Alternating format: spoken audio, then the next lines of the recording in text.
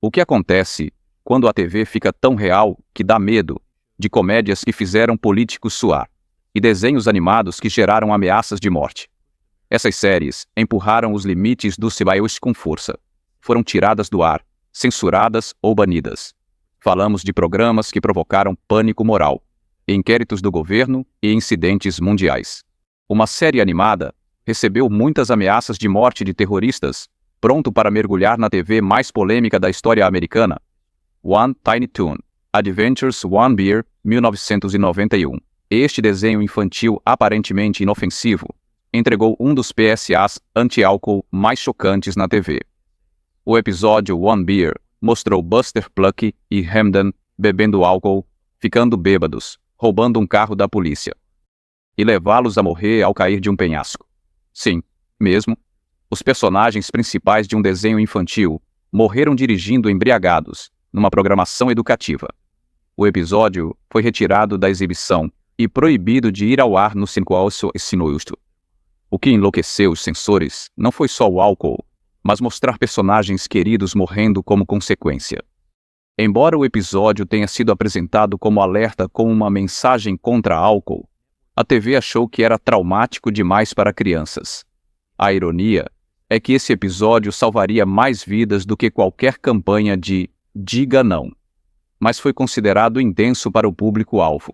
O episódio tornou-se lendário entre os fãs de animação como fruto proibido. Hoje é considerado uma das mensagens contra o álcool mais eficazes já criadas, o que explica exatamente por que foi poderosa demais para a televisão. Married with Children, eu vou te processar. 1989, essa sitcom de família disfuncional já vinha ultrapassando limites, mas um episódio cruzou completamente a linha. Eu te verei no tribunal.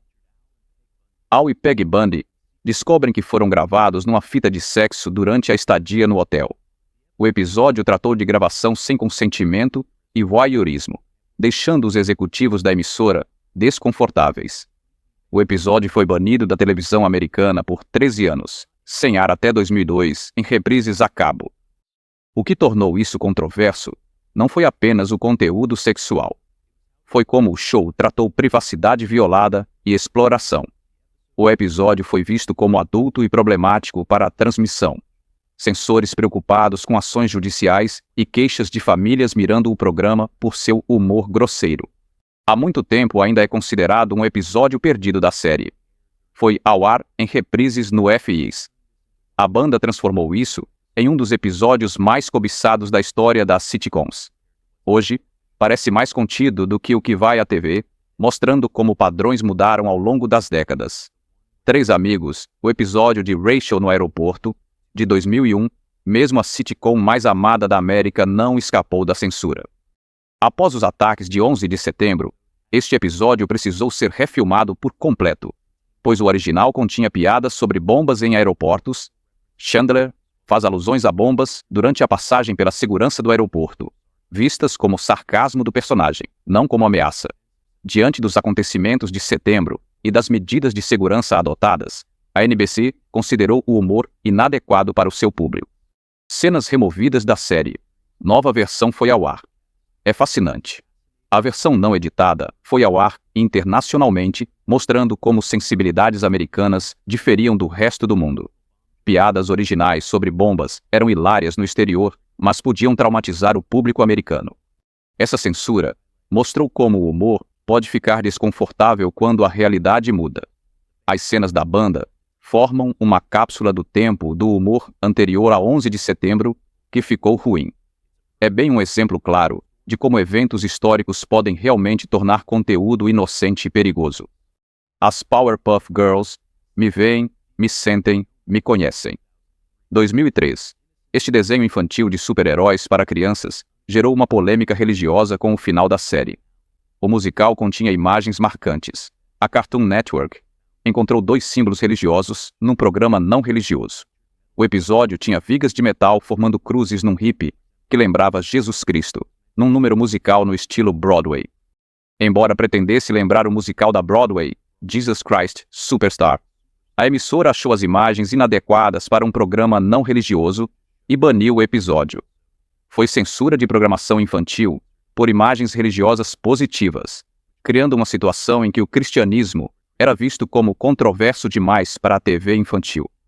O episódio nunca foi transmitido, mas ficou disponível em DVD e downloads, criando um culto entre fãs. Seguiu entre os fãs. Grupos religiosos ficaram incomodados com a censura de imagens cristãs, gerando polêmica entre os lados. A banda mostrou a relação entre EWA e religião na mídia infantil. Hoje, o episódio é visto como um dos picos criativos da série. Apesar de nunca ter ido ao ar, os pais do Snuffy, da Vila Sésamo, divorciam-se. Em 1992, o programa infantil mais inocente nos Kiowa criou conteúdo intenso demais para a transmissão. O episódio tentou ajudar crianças a entender o divórcio por meio do Sr. Snuffleupagus, mas o público de teste achou-o confuso e perturbador para crianças em idade pré-escolar após a primeira sessão de exibição. As crianças não entenderam qual era o objetivo do episódio e ficaram muito confusas. O tema do divórcio era demais para uma programação infantil da época. Psicólogos infantis que revisaram o episódio temiam que ele trouxesse mais trauma do que cura para crianças de lares desfeitos. Os produtores do programa decidiram descartar o episódio. Não houve censura externa. Foi autocensura, baseada na preocupação com o bem-estar das crianças. O episódio mostrou intenções, enfrentando a dura realidade de temas para cada idade. Ainda é um dos episódios não exibidos mais famosos da TV infantil. 6 esquetes do Saturday Night Live, várias peças de 1880. A série de esquetes da comédia enfrentou censura no meio dos anos 1880, quando executivos da rede cansaram de brigar com roteiristas. O que começou como negociações de conteúdo tornou-se rejeições de trechos inteiros. Cada semana, 4 a 5 esquetes sugeridos eram retirados do roteiro. Alguns esquetes foram vetados depois de já terem ido ao ar. Até meados da década de 80, censores estavam me cercando. Não há negociações. Disseram não. Os roteiristas do programa empurraram limites de tudo, desde política até sexo e drogas. Mas padrões da emissora puniram com mais rigor. Esquetes banidos incluíam paródias de figuras políticas, eventos controversos e qualquer coisa sexualmente explícita demais para o horário nobre. As batalhas da censura entraram no folclore próprio do SNL, com o elenco zombando ao vivo do setor de normas. Esse período obrigou o show a ser mais criativo, sem sair das diretrizes da rede. A censura, ironicamente, tornou o SNL mais rebelde e inovador na forma como eles abordam tabus. Pokémon, Soldado Elétrico Porygon, 1997. Este episódio provocou um dos incidentes de censura mais dramáticos da história da televisão. Numa sequência em que Pikachu usa um ataque, surgiram luzes vermelhas e azuis, que causaram convulsões em centenas de japoneses. O episódio foi banido mundialmente e nunca foi ao ar no Spulman, apesar de fazer parte da série regular de Pokémon. Várias centenas de espectadores sentiram náuseas, tonturas e convulsões causadas por luzes que piscavam. O caso gerou manchetes globais e provocou pânico sobre a segurança da animação. Redes do Museum proibiram o episódio antes do ar, temendo ações legais e emergências médicas. Não era censura de conteúdo. Era uma preocupação de saúde pública com os efeitos da televisão. O incidente de convulsões envolvendo o Pokémon provocou mudanças na indústria sobre como estúdios lidam com luzes piscantes e cores. Tornou-se um aviso sobre os perigos da mídia visual. O episódio continua sendo um dos notórios da televisão ruim, não por ser ofensivo, mas por ser literalmente prejudicial aos espectadores. 8. Buffy, a Caça-Vampiros Earshot, 1999. Este drama sobrenatural, ambientado em um colégio, teve um episódio adiado indefinidamente por timing horrível no mundo real. Earshot mostrou um possível tiroteio escolar, com um aluno segurando o rifle no campus. O episódio iria ao ar poucos dias depois do massacre de Columbine High School. O episódio foi banido por retratar um aluno do ensino médio com rifle, num tiroteio escolar. Diretores da emissora decidiram tirar o episódio do ar, em vez de veicular conteúdo que pudesse parecer explorar uma tragédia nacional. O episódio tratou de isolamento entre jovens e saúde mental, o que poderia ajudar espectadores a processar o trauma. A censura mostrou que conteúdo ficcional pode tornar-se insuportável quando a realidade é bem parecida. O episódio foi ao ar meses depois, mas perdeu muito do seu impacto pela transmissão atrasada. Isso mostrou que eventos reais podem tornar conteúdo aceitável, exploratório e mesmo prejudicial. 9. Family Guy. Termos parciais de carinho. Em 2010, a comédia animada controversa de Seth MacFarlane. Finalmente, encontrei um tema quente demais para a televisão aberta: aborto. O episódio mostrou Lois concordando em ser uma mãe de aluguel apenas para enfrentar a decisão de continuar a gravidez depois que os pais pretendidos morreram em um acidente de carro. O episódio deveria integrar a 8ª temporada, mas a Fox levantou preocupações sobre o tema do aborto, central à trama. Foi uma polêmica de ideologia, não de conteúdo, e os chefes da rede temiam boicotes de anunciantes e queixas de estações parceiras. O episódio foi lançado em DVD e transmitido pela BBC 3 no Reino Unido, mostrando que a televisão americana continua mais conservadora que os mercados internacionais. O que tornou isso notável foi que o Family Guy cobriu tudo que é tabu, de religião a sexualidade e violência. O aborto provou ser o único tema que nem o programa de animação mais audaz conseguiu abordar na televisão. A proibição mostrou sensibilidade política em torno dos direitos reprodutivos na mídia americana. 10 Cow and Chicken, Buffalo Gals, de 1997. Este programa estranho da Cartoon Network gerou polêmica social inesperada envolvendo LGBTQ+, com um episódio sobre uma gangue de motociclistas. As Buffalo Gals eram retratadas como mulheres masculinas que invadiam casas para roer carpete e mastigar tapetes. Eufemismos que adultos reconheceram. Crianças não entenderam. O episódio foi considerado impróprio para a programação infantil e banido da retransmissão. O que começou como humor adulto, escondido em um show infantil, tornou-se polo de debate sobre LGBTQ+, em conteúdos infantis. Conservadores condenam muito o episódio por temas sexuais às crianças, enquanto defensores LGBTQ+, criticam o estereótipo negativo de mulheres masculinas. A polêmica mostrou que até conteúdo adulto não intencional pode gerar grandes problemas para a programação infantil. Cartoon Network enfrentou pressão de anunciantes e pais para remover o episódio. A banda destacou as guerras culturais sobre o que é adequado para crianças e quem decide hoje. O episódio é visto como artefato fascinante das atitudes dos anos 90 sobre gênero e sexualidade. 11 Playhouse, 90. Julgamento em Nuremberg, 1959. Esta antologia dramática de prestígio enfrentou censura corporativa, hoje impensável. O drama do pós-guerra mundial sobre crimes nazistas teve que excluir menções às câmaras de gás, pois o patrocinador era a Associação Americana do Gás. Sim, uma concessionária censurou a educação sobre o Holocausto para não prejudicar seus lucros. A censura foi motivada mais pelo dinheiro do que pela moral. A Associação Americana do Gás não queria que seu produto fosse associado ao genocídio, independentemente do contexto histórico. Esse tipo de censura, patrocinada por anunciantes, era comum nos primórdios da televisão, mas hoje parece absurda. O incidente mostrou que interesses comerciais podiam prevalecer sobre o conteúdo artístico na televisão, e que os roteiristas e produtores precisavam lidar com padrões da rede e com as sensibilidades de quem financiava os comerciais. A censura da educação sobre o Holocausto, por motivos corporativos, tornou-se símbolo da comercialização da televisão. Continua sendo uma das decisões de censura eticamente mais questionáveis da história da televisão. 12. All in the Family, censura em andamento, 1971 a 1979. Esta sitcom inovadora enfrentou batalhas constantes com os censores da emissora, devido à sua abordagem sem precedentes a tópicos controversos. O programa do criador, Norman Lear, abordou racismo, sexualidade, política e questões sociais que nunca haviam sido discutidas na comédia em horário nobre.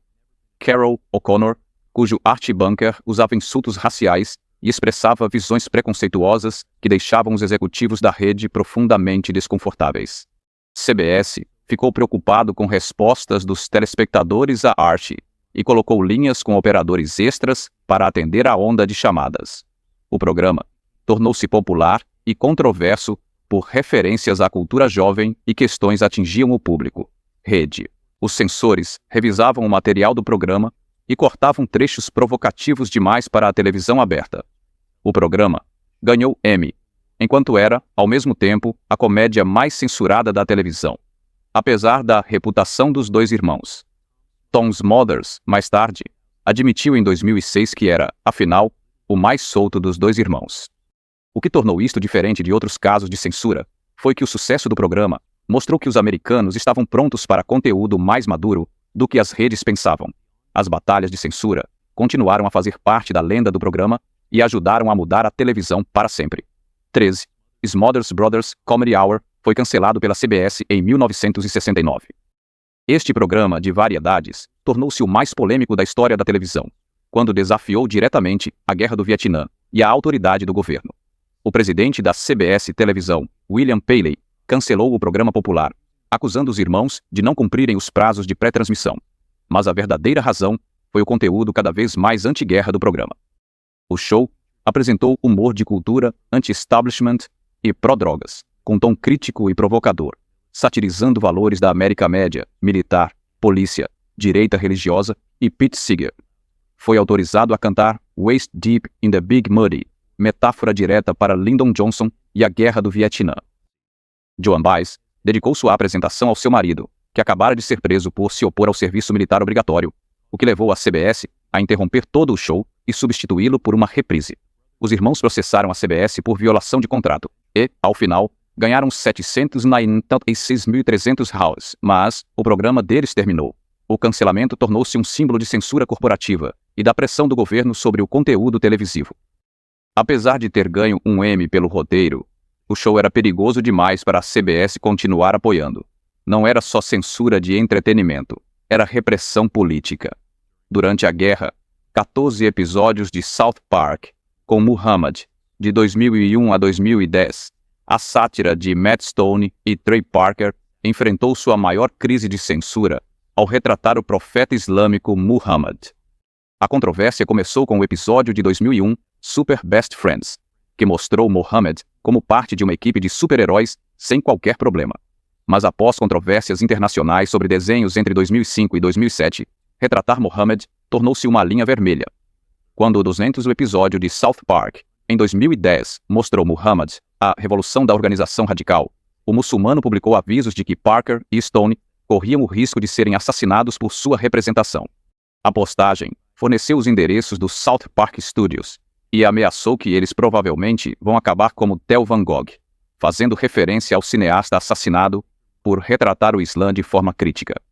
A Comedy Central censurou todas as referências a Muhammad no episódio 201, incluindo o discurso final sobre enfrentar a intimidação. Todos os episódios com Muhammad saíram de streaming e de reprises, tornando-os entre os conteúdos mais banidos da história da TV. Isso não foi censura, foi capitulação ante ameaças. A ironia é que episódios sobre enfrentar a intimidação foram censurados por intimidação. De acordo com uma pesquisa da Zogby, 71% dos americanos opuseram-se à decisão da Comedy Central de censurar os episódios. A 15ª edição do Saturday Night Live, ao vivo de Nova York, batalhas de censura de 1975 até o presente. Como programa de esquetes cômicos em exibição há mais tempo na história da televisão, o Saturday Night Live enfrentou mais batalhas de censura do que qualquer outro programa desde a sua estreia em 1975. O programa, exibido ao vivo, provocou conflitos entre roteiristas e censores da emissora, sobre sátira política, conteúdo sexual e comentário social. O formato ao vivo do programa permitiu que parte do conteúdo controverso escapasse apenas para ser censurado nas reprises. Até meados dos anos 80, os censores já não estavam brincando. Não haverá mais negociações. Disseram não. Toda semana, 4 a 5 esquetes sugeridas foram cortadas do roteiro. O show virou campo de batalha semanal entre criatividade e normas da rede.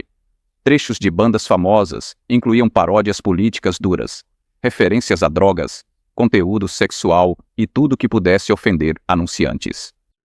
A censura foi além de esquetes, incluindo apresentadores, convidados musicais e paródias comerciais. O que tornava a SNL único era satirizar o processo de censura, com o elenco ridicularizando normas ao vivo. O sucesso mostrou ao público, em geral, que queria conteúdo provocativo que as redes aceitavam oferecer. As 5 décadas de batalhas contra a censura no SNL representam a luta contínua entre a liberdade artística e o controle corporativo na televisão norte-americana, desde ameaças terroristas até pressões governamentais e censura corporativa. Esses programas empurraram os limites dos Estados Unidos até que algo cedesse. Qual dessas séries banidas te chocou mais?